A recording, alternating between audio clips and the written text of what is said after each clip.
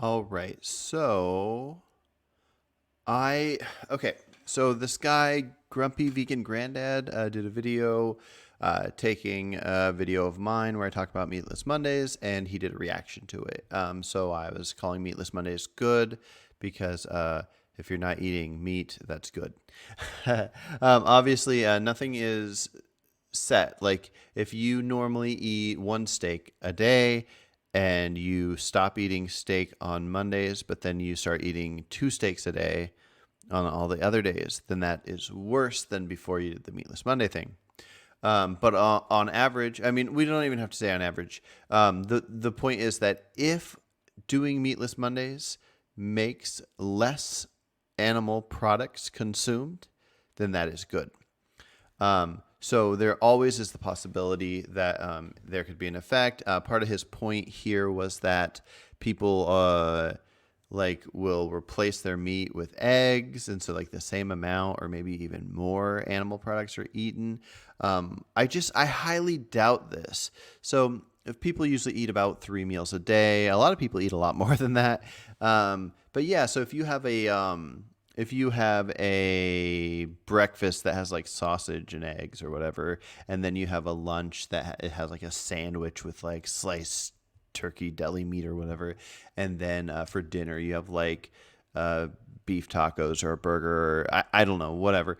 You're having meat in all these different meals, and so if somebody decides they want to do Meatless Mondays, then they're not gonna just have extra eggs for breakfast, and then for lunch they're gonna have eggs, and then for dinner they're gonna have an egg burger. They're not gonna do.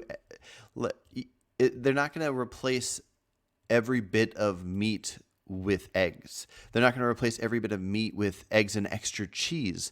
They're just gonna have different meals. I mean, in some cases, they might replace it all with like Beyond and Impossible burgers. But in other cases, they might just replace it with whole foods. They might have like mashed potatoes and corn on the cob and some green beans. And, I don't know what they're going to have. But anyways, it doesn't seem logical to me to assume that if somebody's going to do Meatless Monday, even if they're not doing it for any, let's just say they're somehow doing it without any good reason at all. It doesn't make sense to assume that they're going to be eating as much or more animal products. But the two main reasons I could imagine somebody doing Meatless Mondays would be ethical.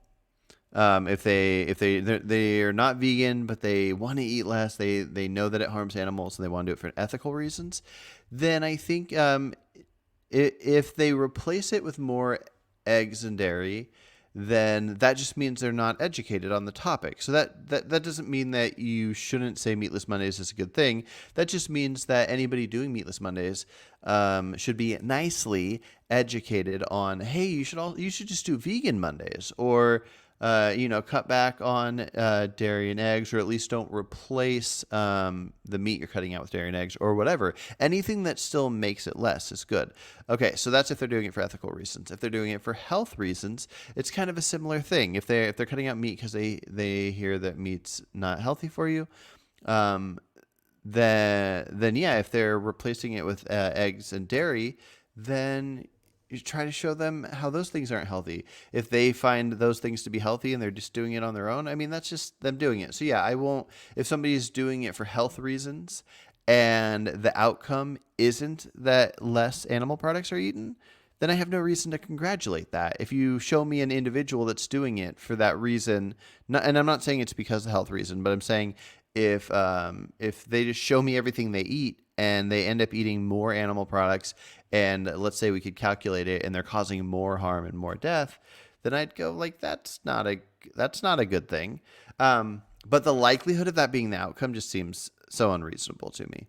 Okay, so another element I want to talk about is in the comment section. It's a pretty wild comment section. There's a lot going on here. But in the comment section, there is somebody named Laura Griffiths. Yeah. Anyways, was referring to this as me not being vegan and me not getting it, and and that I'm a reducetarian. Now, in this exact wording, it says your mindset is that of a reducetarian. So I'm not being called a reducetarian here, but I've been called a reducetarian before, and I think this is something I want to clear up. So I looked it up just to get an official definition. This is collinsdictionary.com. It's the first thing that came up. I couldn't even find it on Wikipedia.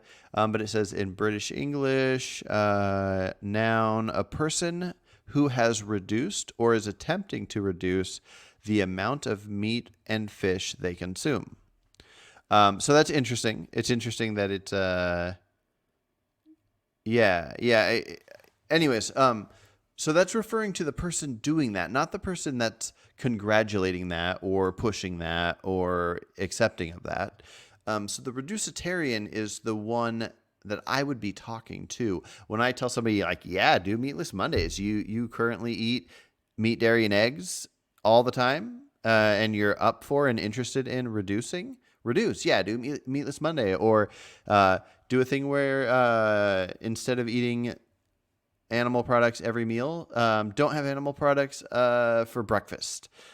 Whatever form of reducing.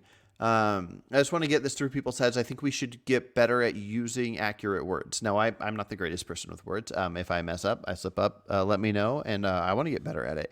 But let's stop calling vegans reducetarians if they are pushing reducetarianism. Reducetarianism is amazing. Us vegans are vegans because we reduced it all. Reducing is what you want. If you have a bad thing, you reduce it, it's good. If you have 1 billion slaves and you reduce it to 1 million slaves, it's amazing. It's 1 million slaves still. That's a problem. That's a problem worth working on. But it doesn't mean that something amazing hasn't happened. Now, if you don't want to congratulate somebody or talk about how great reducing is because it feels weird calling something great, like that's fine. You do whatever you want. But the idea of somebody that's not doing it, somebody that just eats more, asking them to eat less is good. So anyways, I wanted to get this through, that somebody that is vegan, that does not consume meat, dairy, eggs, does not buy leather, fur, does not use makeup that is tested on animals, the whole thing. If somebody fits into veganism, let's stop calling them not vegan because we don't like some of their ideas.